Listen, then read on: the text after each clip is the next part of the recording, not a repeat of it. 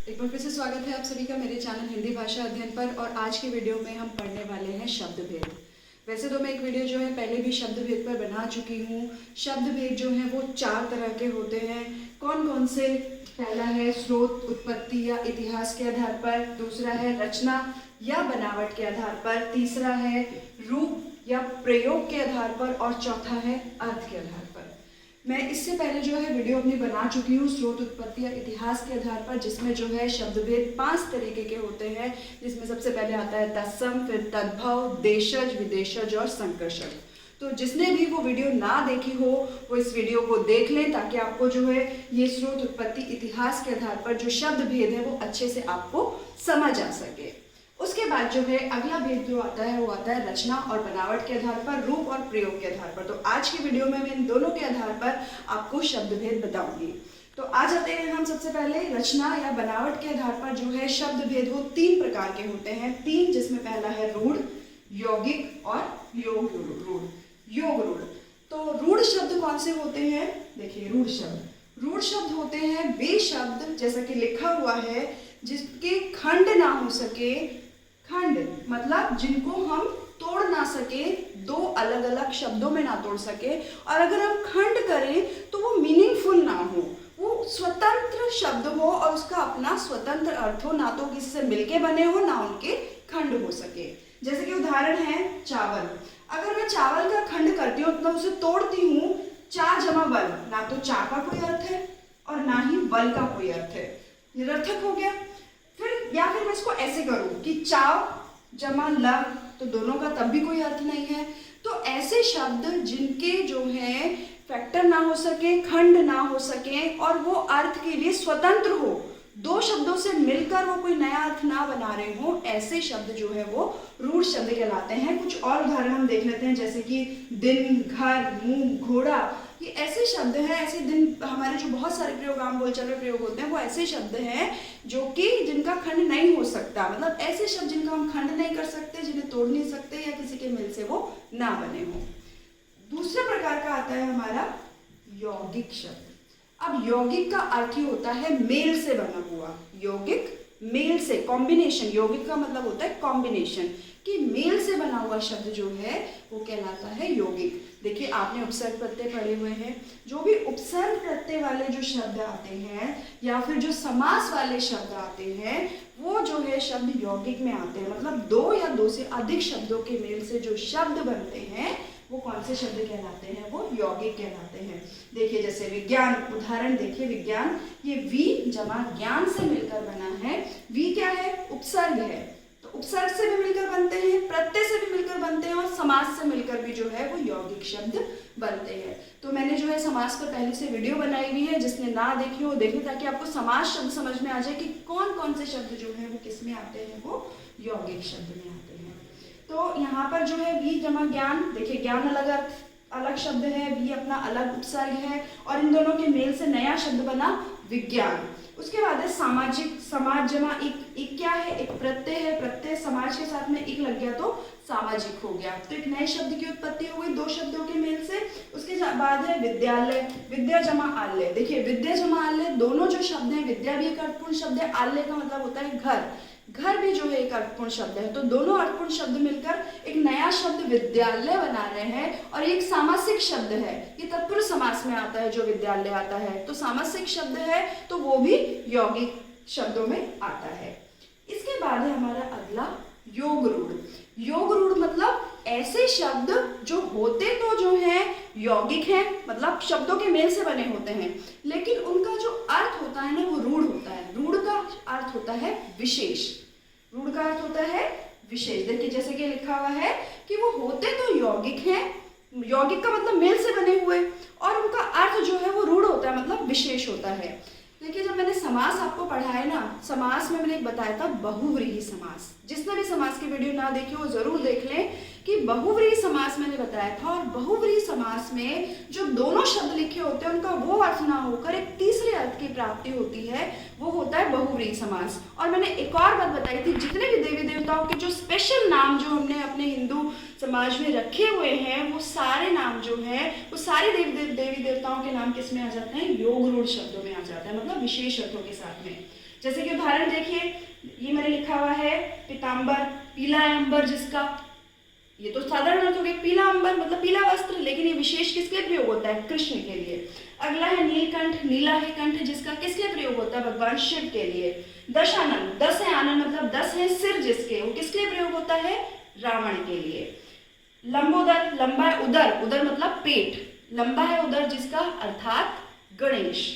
फिर है गिरिधर, गिरि को धारण करने वाले, गिरि मतलब पर्वत, पर्वत को धारण करने वाले अर्थात कृष्ण। पीताम्बर, पीला है अंबर जिसका, वो आ गया है ऑलरेडी।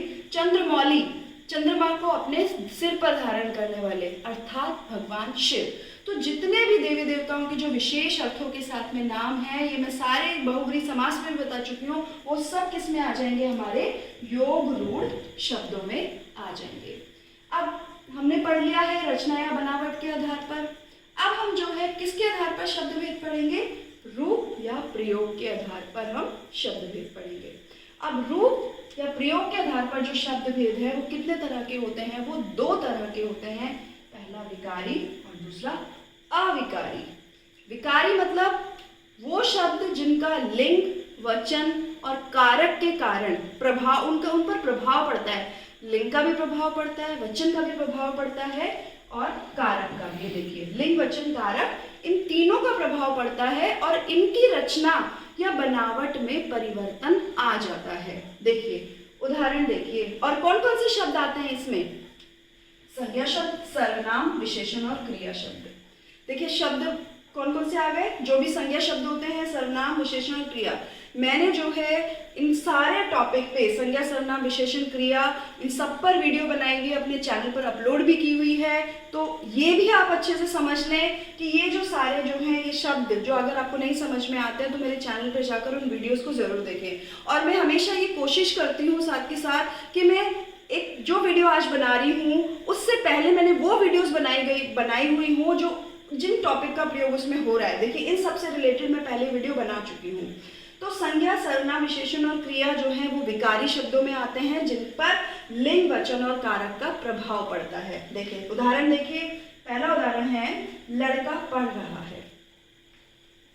उस पर लिंग का क्या, अगर लिंग परिवर्तित हो गया तो उस पर क्या हो गया? लड़की पढ़ रही है।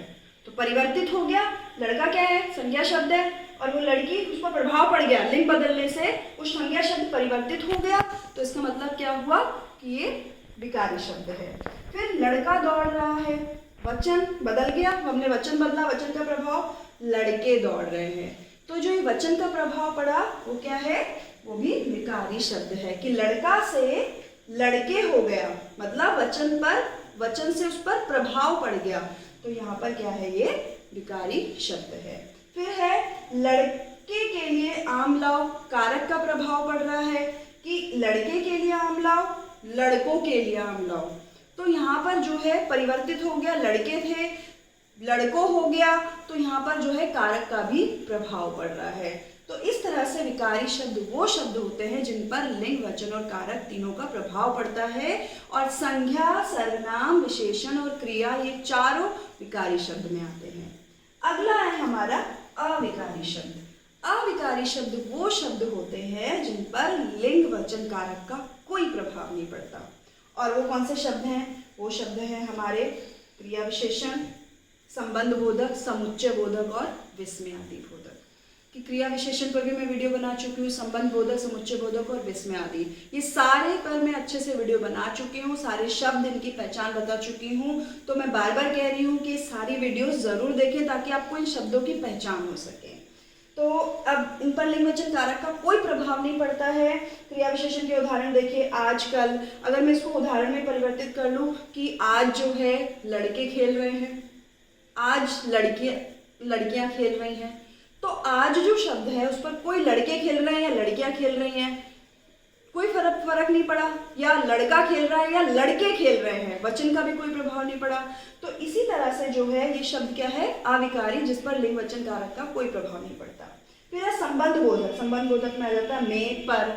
अगर मैं उदाहरण दूं कि पुस्तक मेज पर रखी है, पुस्तक मेज पर रखी है, पर जो है क्या है? संबंध बोधक है। यहाँ पर पुस्तकें मेज पर रखी है, तो पर कोई प्रभाव नहीं पड़ा, चाहे वहां पर पुस्तक एक थी या पुस्तकें थी, कोई प्रभाव नहीं पड़ा, इसका मतलब क्या हुआ, ये अविकारी शब्द। फिर है समुच्चय बोधक। समुच्चय बोधक में और, तथा, एवं इस तरह के शब्द आ जाते हैं। अगर मैं इसको उदाहरण में ले लूँ कि मोहन और श्याम खेल रहे हैं, तो और जो शब्द है वो क्या है, वो समुच्चय बोधक है। अब लड़के और लड़कियां खेल रहे हैं, मैंने वचन बदल दिया, ज़्यादा लोग हो गए, लड़के लड़कियां हो गए। पहले एक लड़का और एक पर्सन खेल रहा था कि मोहन और श्याम खेल रहे हैं, तो मोहन और श्याम 2 बच्चे खेल रहे थे, लेकिन लड़के लड़कियां मैंने उसका वचन परिवर्तित कर दिया, लेकिन कोई प्रभाव नहीं पड़ा, और ही रहा, तो इसका मतलब क्या है, ये अविकारी शब्द। फिर है विस्मयादि बोधक। विस्मयादि बोधक भी जो है बहुत सारे शब्द आते हैं, मैंने थोड़े से शब्द लिखे हैं क्योंकि इन पर मैं वीडियो बना चुकी हूँ, डिटेल वीडियो, और सारे शब्द, सारी पहचान भी बता चुकी हूँ, इसलिए मैंने केवल कुछ शब्द यहाँ पर लिखे हैं। तो विस्मयादि बोधक में अगर मैं कहूँ कि शाबाश मोहन तुमने बहुत अच्छा काम किया, तो ये क्या हुआ, शाबाश मोहन तुमने बहुत अच्छा काम किया, और शाबाश लड़कों तुमने बहुत अच्छा काम किया, शाबाश लड़कियों तुमने बहुत अच्छा काम किया। क्या उस पर कोई प्रभाव पड़ा, नहीं पड़ा, शाबाश एज इट इज रहा। तो यही प्रभाव जो है हमें देखना है कि लिंग वचन कारक का प्रभाव नहीं पड़ता है अविकारी शब्दों में, वो होते हैं अविकारी शब्द, जिसमें आ जाते हैं हमारे क्रिया विशेषण, संबंध बोधक, समुच्चय बोधक और विस्मयादि बोधक। आप ये भी ध्यान रखेंगे ना कि विकारी में संज्ञा, सर्वनाम, विशेषण और क्रिया आते हैं, अविकारी में ये चारों आते हैं, तो तब भी जो है आप इसको बिल्कुल भी नहीं भूल सकते हैं। तो आज के लिए इतना ही कि रचना के आधार पर शब्द, रूप के आधार पर शब्द मैंने बता दिए हैं, जिसमें इसमें 3 तरह के शब्द आते हैं, इसमें 2 तरह के आते हैं, और अगली वीडियो में हम पढ़ेंगे अर्थ के आधार पर शब्द भेद, जिसमें 4 तरह के आते हैं, और उसका इंट्रोडक्शन मैं अपनी अगली वीडियो में ही दूंगी। आज के लिए इतना ही। मेरी वीडियो अगर आपको पसंद आई हो तो लाइक करें, मेरे चैनल को सब्सक्राइब करें और वीडियो को शेयर करें, ताकि ये जो नॉलेज है ये ज़्यादा से ज़्यादा बच्चों तक या मेरे विद्यार्थियों तक पहुंच सके। धन्यवाद।